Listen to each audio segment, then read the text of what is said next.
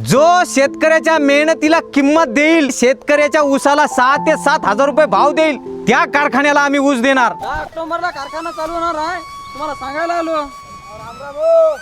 राम राम राम राम। गंगाखेडच्या कारखान्यावर आलो म्हणलो आम्ही। यायचा 3000 भाव आहे म्हण, तुमचा काय भाव द्यायले तुम्ही? अहो ऊसाची क्वालिटी पाहून 3500 भाव इंदा ठेवला आम्ही। राम राम शेतकरी दादा। राम राम राम राम। तुम्ही कशासाठी आले साहेब? त्या परिसरामध्ये ऊसाची लागवड जास्त असल्यामुळे आमच्या कारखान्याला ऊस नेण्यासाठी आलेले आहोत। कोणता कारखाना आहे तुमचा? आमचा लुटेश्वर कारखाना। प्रति टन 4000 रुपये आम्ही देत आहोत। साहेब, तुम्हाला आमचा वाढलेला ऊस दिसतोय, पण त्या ऊसा मागे मेहनत किती आहे हो दिसत नाही तुम्हाला?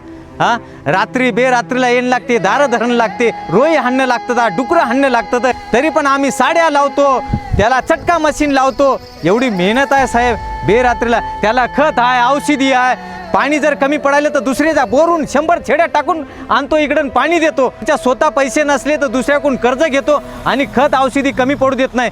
मग तुम्ही विचार करा ना, साखरेचा भाव 90 रुपये झाला आणि तुम्ही आम्हाला 3 आणि 3.5 आणि 4 हजारांना मोपायले आणखी नाही। जरा आमचा विचार करता की नाही शेतकऱ्याचा? काय काय कारखाने असे आहेत, काय काय शेतकऱ्याला असा बेजार होणे लागते, 6-6 महिने पैशासाठी चक्रा मारायला लागतात काय काय कारखान्यावर, तरी त्या शेतकऱ्याला पैसे भेटत नाहीत बरोबर टायमावर। त्याच्या घरी लग्न राहते, बहिणीचं लग्न राहते, भावाचं राहते, घरच्या समस्या राहतात, सुखदुःख राहते, तर तुम्ही त्याचे 2-2 एकर ऊस नेता अदुकर लालची लावून, पण तिथं गेल्यावर पैसे देत ना लवकर, येरदारा मारा लावता। काही काही कारखाने तर वर्षभर पैसे देत नाहीत।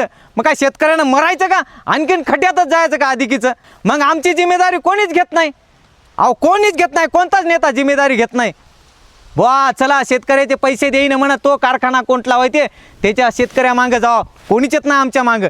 ते कारखाने आम्हाला असे नुसतेच चक्रा मारायला होतात आणि एरी फक्त आमच्या शेतकऱ्याचे नावं घेतात। शेतकरी आहे तर सर्व काही आहे, पण नुसते नावं घेऊच गार आहे, पण शेतकऱ्याकडे खऱ्या नजरेनं कोणी पाहत नाही। तर तुम्हाला तर हात जोडून सांगतो, जो कारखाना आमच्या शेतकऱ्याच्या ऊसाला भाव देईल जास्तीत जास्त 6.5-7 हजार रुपये जे कारखाना भाव देईल, त्या कारखान्याला आम्ही ऊस देणार मायबापो। आमचा बी फायदा झाला पाहिजे ना। तुमची साखर महाग चालली तर आमचा ऊस महाग गेला पाहिजे ना। शेतकऱ्यालाही खूप मेहनत आहे। आम्ही पण कारखान्यात विनंती करतो की प्रत्येक शेतकरी 6 ते 7 हजार रुपये भाव मागत आहे, होईल तेवढं आम्ही शक्य करू आणि तुमच्या मेहनतीला वाया जाऊ देणार नाही। साखर महाग जाते ना साहेब, मग त्या साखरेचा गोडवा ऊस पिकवणाऱ्या शेतकऱ्याच्या आयुष्यात येऊ द्या। कारण ऊस फक्त शेतात उगवत नाही साहेब, तो शेतकऱ्याच्या घामातून, कष्टातून आणि त्याच्या कुटुंबाच्या त्यागातून उगवतो।